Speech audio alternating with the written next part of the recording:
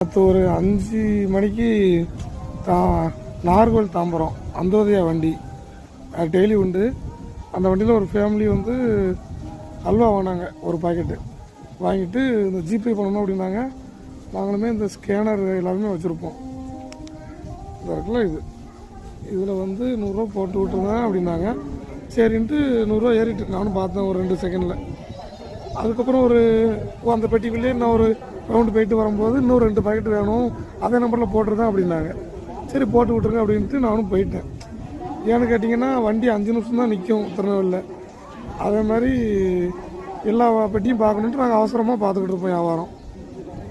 அந்த டயத்தில் சரி யாரையும் மனிதன் எல்லாருமே நம்பிக்கையை ஏற்றி விட்டுருவாங்க காசு அப்படின்ட்டு தான் போவோம். ஆனால் சில பேர் என்னென்னு கேட்டிங்கன்னா பணம் ஏற்றி விடுறதில்ல. அல்வாவுக்கு மட்டும் இல்லை, இந்த டிஃபன் வியாபாரம் பார்க்குறவங்க, கடலை மிட்டாய் வியாபாரம் பார்க்குறவங்க எல்லாருக்குமே